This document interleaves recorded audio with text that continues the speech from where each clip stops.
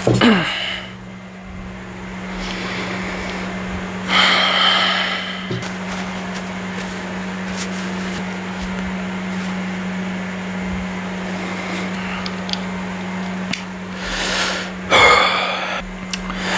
semuanya, nama gue Arya. Selamat datang di video ini. Jadi, gimana kabar kalian semuanya? Masyarakat. Karena belakangan ini bener-bener chaos banget ya. Bener-bener banyak banget demonstrasi di jalanan yang berakhir ricuh dan berakhir anarkis. Tapi kejadian itu atau tindakan anarkis itu dipicu oleh para oknum. Yang kalau dilihat-lihat sih sebenarnya ini untuk kasus yang di luar Bali ya, kayak di Senayan gitu kan, yang teman-teman kita di Jakarta di pusat kota itu melakukan riset yang mana tindakan anarkis ini, dan banyak buktinya juga ya, banyak buktinya juga bahwa tindakan anarkis ini datang dari sekumpulan orang atau sekumpulan kelompok kecil yang mencoba untuk mematik kemarahan atau mematik lebih banyak ekspresi dari rakyat. Jadi apa sih yang pengen gue sampaikan saat ini itu adalah gue ingin membahas tentang kemungkinan kemana arahnya jalan demonstrasi ini, yaitu darurat militer. Jadi banyak banget di internet ya, di Instagram, di TikTok, di YouTube, Bang Ferry sudah membuat videonya, ya Guru Gembul udah pernah buat videonya, yang mana mereka semua khawatir, dan kita juga harusnya khawatir, dan kita harusnya sadar dengan hal ini. Itu yang mana tindakan demonstrasi saat ini, yang dilihat dari situasi sampai saat ini itu kebanyakan anarkis, ya, kebanyakan ricuh, kebanyakan penjarahan, kebanyakan pembakaran fasilitas umum, kebanyakan bentrok antara aparat dan warga sipil. Dan ini tuh nggak 1-2 kali gitu loh. Banyak kota-kota besar yang mengalami hal seperti itu, dan juga di Bali ternyata. Jadi sebelumnya gue dapat buat video mengenai kenapa orang Bali itu kayak kelihatannya nggak ada pergerakan sama sekali, dan ternyata di saat gue upload besoknya beneran itu tuh tiba-tiba ada loh pengumuman tentang ajakan untuk melakukan demonstrasi atau demonstrasi di depan Polda. Yang mana hal ini itu diwartakan di Instagram, di WhatsApp gitu kan, tersebar di mana-mana lah. Ya gue sedikit rangkum, kira-kira pada tanggal 30 itu, di saat pagi hari itu semua adem-adem aja gitu. Tapi tiba-tiba gue dapat info bahwa ada diadakannya aksi demonstrasi di depan Polda Bali gitu.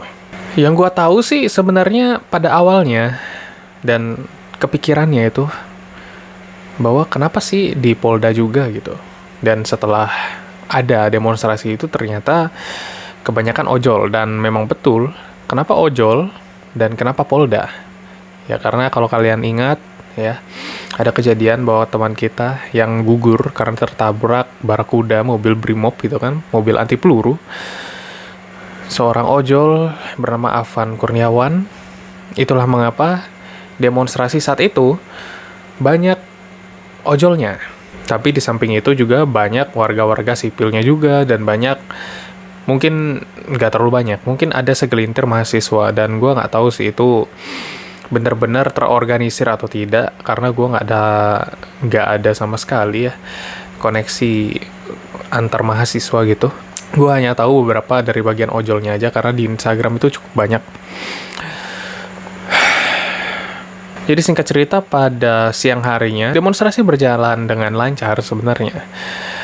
Entah satu ketika gue ngeliat juga di Instagram itu ada mobil yang mau lewat, ternyata mungkin saja positive thinking aja kita berpikir kalau mobil itu tidak tahu bahwa itu adalah aksi demonstrasi, dan di saat dia lewat ternyata udah dihalangi dan juga sedikit terkena benturan.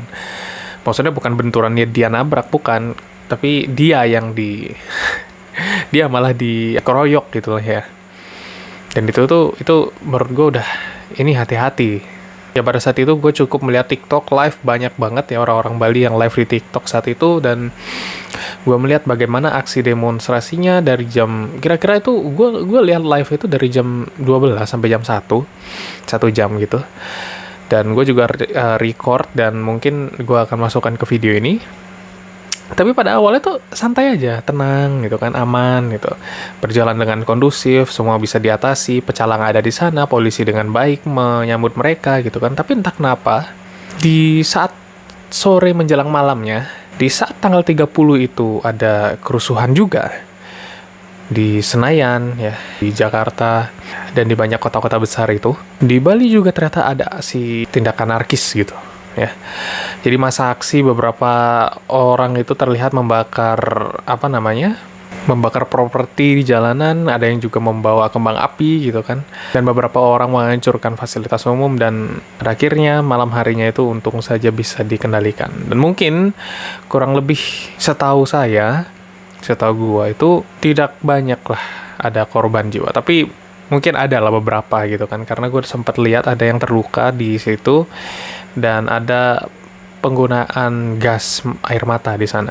Oke, balik lagi ke cerita pada tanggal 30 Agustus kemarin itu, yang saat ini itu tanggal 31 ya. Jadi kemarin bener-bener tanggal 31 itu gue bikin video short itu pun berurutan, itu berderetan gitu. Ya, berderetan dari awalnya tuh penjarahan, ada yang minta maaf gitu kan, klarifikasi, bla bla bla. Dan pada saat ini beberapa orang yang kita atau aksi massa tuntut untuk turun dari jabatannya atau mereka lebih gembar-gemborkan gitu kan, seperti Uya Kuya, Eko Patrio gitu kan, Mbak Purbach gitu kan. Tapi akhirnya mereka dinonaktifkan kalau kalian lihat beritanya gitu. Tapi pada kemarin malam itu bener-bener malam yang cukup mencekam sebenarnya.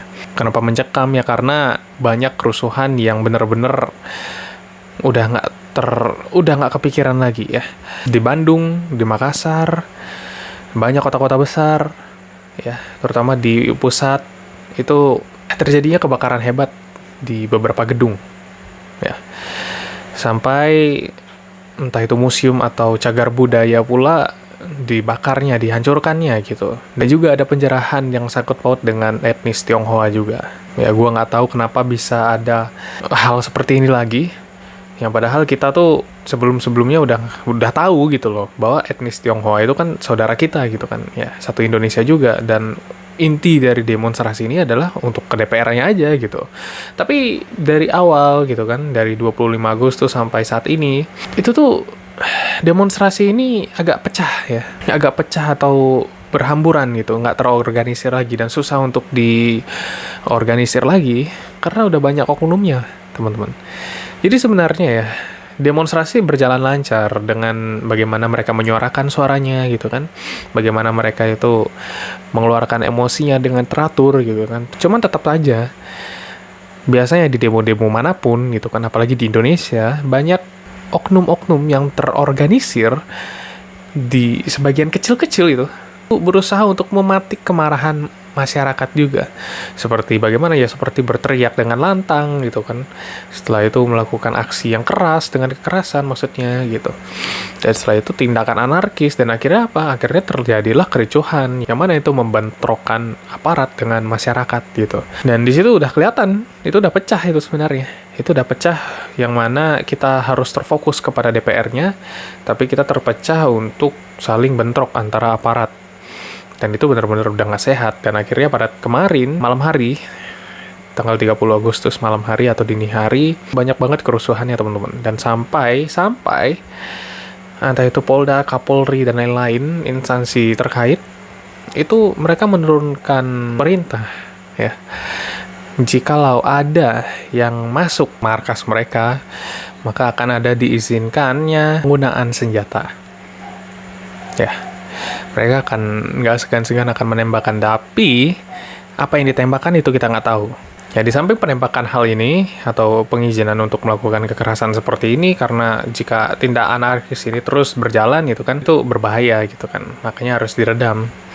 Dan di samping itu, di saat demonstrasi malam hari kemarin, gue dapat lihat video bahwa ada yang menemukan selongsong peluru. Dan selongsong peluru itu terlihat masih utuh ya. Mungkin beberapa orang menganggap bahwa ini aparat sudah menggunakan senjata api yang berlebihan atau udah sampailah menggunakan senjata api, yang padahal kalau kalian masih ingat atau kalian main game peluru itu ada tiga bagian itu. Ada selongsongnya, ada bubuknya, dan juga ada projectile-nya. Projectile-nya itu biasanya yang lancip itu, yang paling depan. Di dalamnya itu ada bubuk mesiu, dan di luarnya itu adalah ada selongsong pelurunya. Tapi di saat ditemukan peluru itu utuh, sama sekali tidak ditembakkan, dan yang mana banyak membuat para masyarakat yang ada di sosial media itu menganggap bahwa ini aksi provokator ini sebenarnya gitu kan. Mereka ingin membentrokan mana aparat dengan mana masyarakat dengan cara ya begitu. Ya, masyarakat diperlihatkan hal seperti itu agar dikiranya aparat sudah menggunakan senjata api gitu. Singkat cerita ya, di 31 ini, di saat gue buat video ini, itu mulai meredam ya. Di hari Minggu ini mulai meredam, gue harap bisa meredam terus. Dan untuk kalian para mahasiswa ya, masa aksi, tolong jangan dulu. Kalian istirahat dulu, jangan ada aksi seperti itu deh. Gue harap kalian bisa istirahat dulu ya. Kalian organisir lagi anggota kalian, dan juga buatlah rencana yang lebih matang lagi ya. Supaya apa? Supaya tidak akan atau tidak ada terjadi hal seperti ini lagi. Karena apa?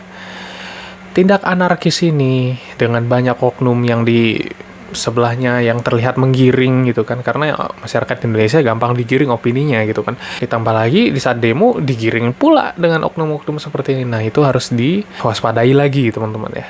Untuk kalian kawan-kawan mahasiswa, kawan-kawan pendemonstrasi, tolong agar tidak terprovokasi. Karena jika kalian terprovokasi, maka akan adanya darurat militer di negara ini. Nah, kita bahas tentang darurat militer sekarang. Jadi, apa sih darurat militer itu? Darurat militer itu kurang lebihnya atau simpelnya dibilang adalah di saat aksi massa sudah tidak terkontrol lagi, dan sudah ricuh atau tidak bisa dibendung lagi lah intinya. Darurat militer ini bisa ada, dan hasilnya adalah semua bentuk kepemerintahan akan diserahkan kepada militer itu. Dan itu berbahaya banget. Karena apa? Karena di tahun 98 pun sudah terasa seperti itu. Ya. Ya gue nggak tahu sih darurat militer di 98 itu apakah sudah terjadi atau tidak. Cuman pada intinya adalah darurat militer seandainya terjadi, semua bentuk kepemerintahan itu akan langsung diberikan kepada pihak militer. Ya. Ini udah nggak darurat sipil lagi, karena kalau darurat sipil itu beda cerita. Dan darurat militer ini lebih parah lagi. Orang-orang yang terlihat, tanda kutip, seperti orang anarkis akan mudah ditangkap tanpa ada penghukuman atau pengadilan gitu. Jadi, misalnya kepolisian atau pihak terkait melihat orang mencurigakan, mereka bisa langsung tangkap dan langsung diadili aja di sana tanpa ada pengadilan, tanpa ada kuasa hukum dan lain-lain. Karena itu militer. Iya, militer. Entah itu TNI, BRIMOB, dan lain-lain lah. Karena kalau darurat militer ini terjadi, seperti yang gue kasih tahu tadi, semua bentuk kepemerintahan akan diserahkan kewenangannya kepada militer. Jadi, tapi kenapa sih darurat militer ini bisa ada? Ya karena kalau seandainya anarkisme ini sudah benar-benar tidak bisa dibendung gitu kan, ya otomatis harus ada pihak militer yang turun tangan untuk menindaklanjuti hal tersebut gitu.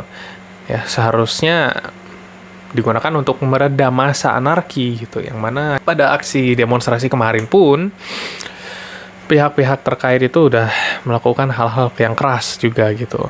Nah, itu adalah salah satu bentuk provokasi gitu. Jadi bentuk provokasinya tidak ada di kita aja, melainkan ada di pihak aparat juga gitu. Ya, entah itu mereka yang gampang tersulut juga seperti kita, karena aparat juga manusia gitu ya. Jika darurat militer ini benar-benar terjadi, mungkin saja sih para konten kreator seperti saya, yang lain-lain, itu akan terbungkam dengan cepat gitu. Ya kalian lihat sendirilah, Komdigi udah mematikan fitur live di TikTok ya. Jadi bisa apa? Jadi untuk kalian ya, para mahasiswa, para demonstran, tolong kalian jangan terprovokasi, kalian mundur saat ini, karena sekarang ini kan weekend ya. Kalian tuh harus recharge your stamina, bro. Ya, kalian tuh harus charge stamina kalian supaya apa? Supaya demonstrasi ke depannya lebih semangat lagi. Dan juga di samping hal itu, kalian harus lebih terorganisir lagi ya. Lebih tidak mudah disulut atau tidak mudah diprovokasi lagi.